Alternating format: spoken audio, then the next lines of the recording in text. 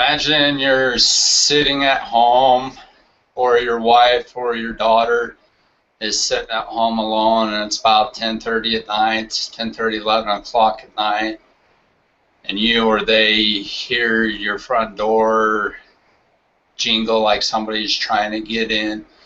And you go to the peephole, and you don't recognize that person out there, and they're saying, let me in, let me in. Somebody's trying to kill me. What would you do? If you had a gun, would you go get the gun? And if you didn't, what would you do? On March 12th, 2015, this scenario actually happened to a woman in Newport News, Virginia. She heard those sounds at the door. She went and looked, did not recognize the guy at the door.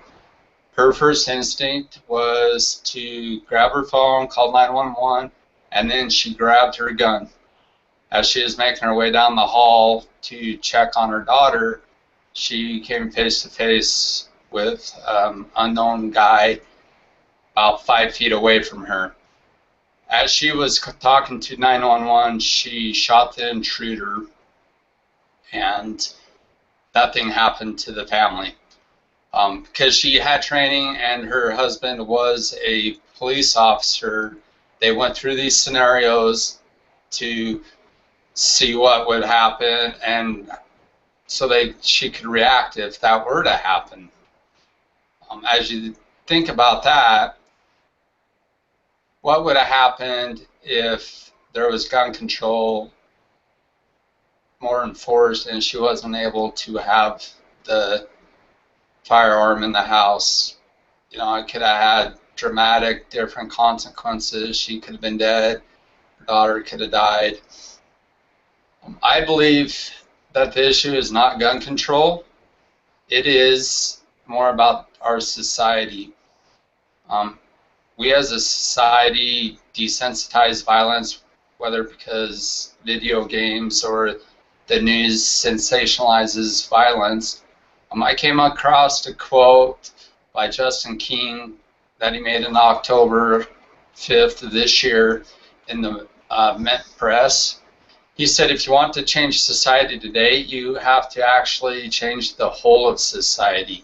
You can't blame an inanimate object that's availability has absolutely no correlation to murder and expect to end violence. I thought that pretty summed it up really well.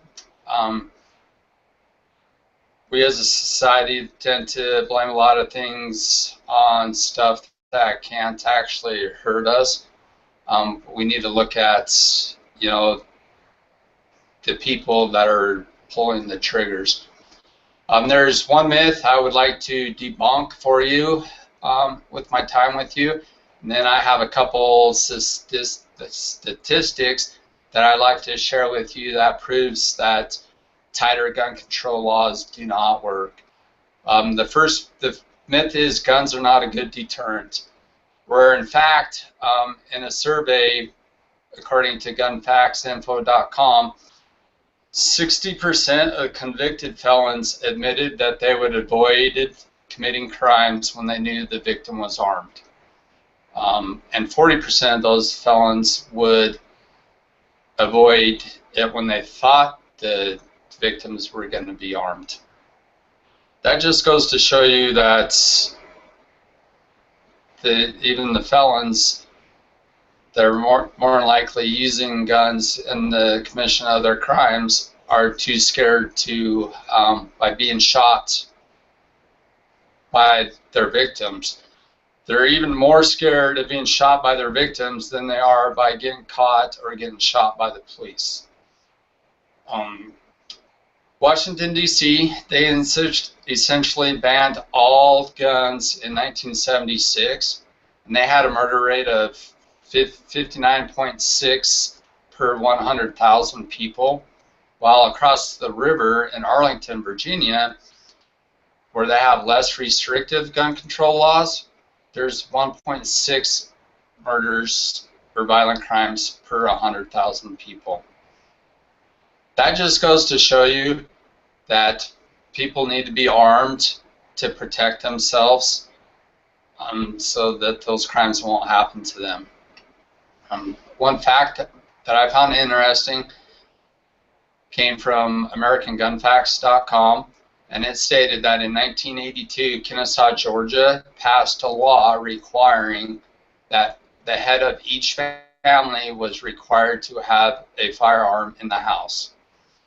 After that law was passed, the burglary rates dropped 89%, compared to just a 10.4% drop in the state of Georgia. Now, according to cityrating.com, because of that law, as of 2012, the violent crime rates in Kennesaw, Georgia, were down 74% lower than Georgia's or even the national average. One case study that I want to bring up that absolutely tells you that gun control laws do not work came from England, or United Kingdom. They, in 1997, they passed a law prohibiting all handguns, and their violent attacks soared by 77%. They have 2,034 violent crimes per 100,000 people in the UK, where there's no guns allowed. And versus the United States, where there's 466 violent crimes per 100,000.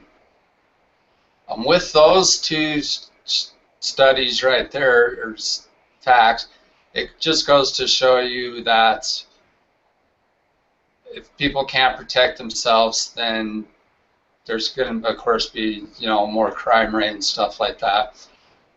In a recent study published in Harvard Journal of Law and Public Policy, it concluded that there was no negative correlation between gun ownership and violent crime in countries internationally.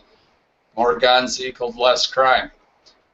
The nations with the strictest gun control laws have higher murder rates than those who do not in general.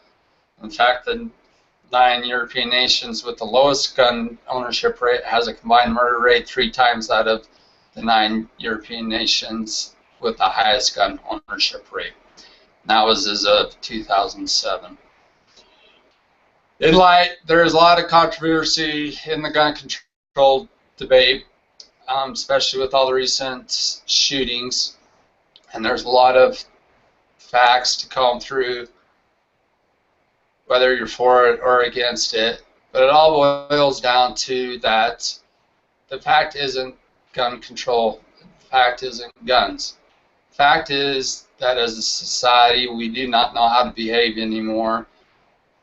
We don't teach our children right from wrong. And as I pointed out, if you're trained and you're knowledgeable about the guns, then I'm not saying nothing will happen, but you're more likely to be able to defend yourself and protect your family from violent crime.